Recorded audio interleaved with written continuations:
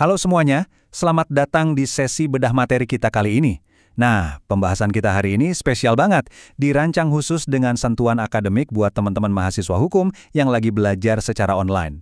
Kita bakal ngupas tuntas mata kuliah pengantar ilmu hukum atau biasa kita sebut PIH dengan fokus utama pada pondasi sosiologis dan hakikat hukum itu sendiri. Udah siap? Yuk kita mulai. Untuk agenda hari ini, kita bakal jalan-jalan mulai dari membahas hakikat pengertian ilmu hukum, ngintip pandangan para sarjana hukum, melihat kedudukannya sebagai sains, objek dan metode pendekatannya, terus masuk ke pondasi sosiologis, dan pastinya ditutup dengan referensi akademik. Oke, langsung aja kita masuk ke bagian pertama nih, hakikat pengertian ilmu hukum. Di sini kita bakal bangun pondasi pemahaman kita dari titik yang paling inti, yaitu memahami sifat abstrak dari ilmu hukum itu sendiri.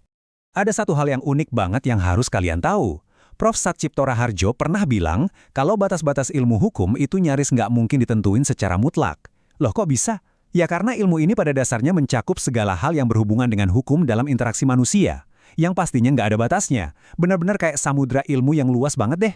Lanjut ke bagian kedua, pandangan para ahli hukum. Terus gimana sih caranya kita bisa memahami subjek yang super luas tadi? Yuk kita lihat gimana para ahli merumuskan esensi dari hukum.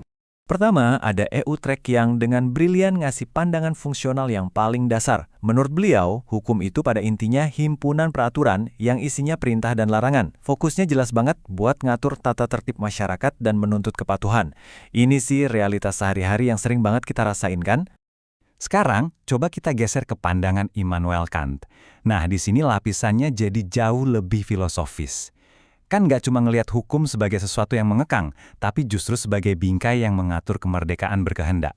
Jadi, hukum itu kayak jembatan gitu loh, yang menyeimbangkan antara hak individu dan kehendak bebas kita di dalam sebuah tatanan masyarakat. Terus, ada Soweroso yang narik kita kembali berpijak ke realitas struktural. Beliau nekenin banget soal elemen penting yang nggak bisa dipisahin dari hukum, yaitu otoritas yang bikin aturan, sifatnya yang maksa, dan pastinya sanksi buat yang melanggar. Karena jujur aja, tanpa adanya sanksi, hukum itu bakal kehilangan tajinya. Masuk ke bagian ketiga, ilmu hukum sebagai sains. Setelah dengerin berbagai definisi pakar tadi, kita harus naikin level obrolan kita ke ranah filsafat ilmu. Gimana caranya kita menjustifikasi kalau hukum itu benar-benar sebuah ilmu pengetahuan sains? Kuncinya ada di konsep ini, sui generis. Ini poin krusial yang wajib banget kalian ingat. Ilmu hukum itu punya karakter yang khas dan berdiri sendiri. Dia ini ilmu praktis normatif, yang nggak bisa gitu aja disamain atau dilebur ke dalam klasifikasi ilmu alam atau ilmu sosial tradisional. Hukum punya identitasnya sendiri. Coba deh kita bandingin, biar makin jelas.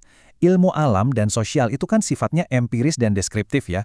Mereka ngegambarin apa yang sedang terjadi berdasarkan data nyata.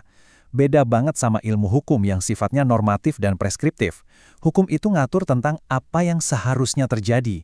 Jadi di sini kita ngomongin soal nilai, kaidah, dan norma ideal.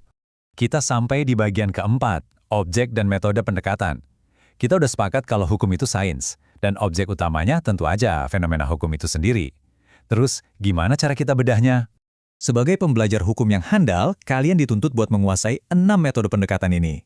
Ada idealis buat mengejar keadilan, normatif analitis buat membedah aturan abstraknya, dan sosiologis buat ngeliat dampaknya di masyarakat. Terus ada historis buat tahu akar masa lalunya, sistematis buat nyusun subsistem perpadunya, dan komparatif buat ngebandingin sama tata hukum negara lain. Ini ibaratnya toolkit utama buat pisau analisis kalian. Oke, sekarang kita masuk ke bagian kelima, pondasi sosiologis dalam hukum. Di sini kita bakal sedikit ganti haluan. Kita tinggalin dulu metodologi teoritis yang ketat di atas kertas dan coba melangkah ke realita masyarakat yang dinamis.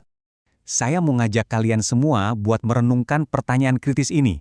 Gimana sih seluruh teori, pasal, dan norma yang rapih banget di buku ini benar-benar bekerja pas berbenturan sama realita masyarakat yang super kompleks? Apa hukum di lapangan seindah teks aslinya? Nah, buat ngejawab itu, kita pinjam perspektif dari mazhab sosiologis yang dimotori oleh sarjana seperti Eugen Ehrlich dan Max Weber.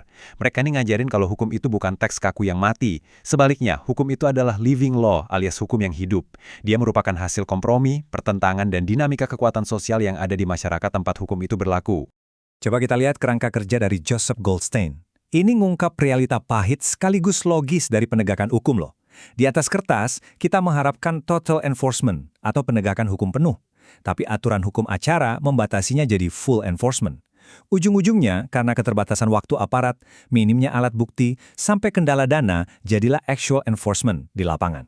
Di titik inilah idealisme teori benar-benar bertemu sama realitas sosiologis. Akhirnya, kita sampai di bagian ke-6, referensi dan refleksi akademik. Sebagai bagian dari komunitas ilmiah, kita harus selalu bersandar pada literatur yang kuat dan menutup sesi dengan perenungan yang matang.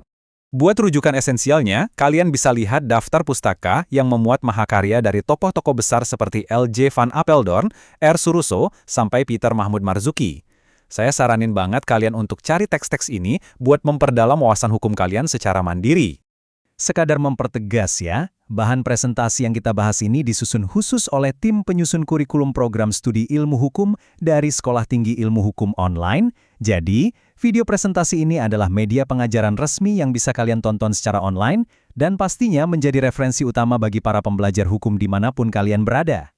Nah, sebelum berpisah, saya mau ninggalin satu pertanyaan yang berbobot buat menantang daya kritis kalian.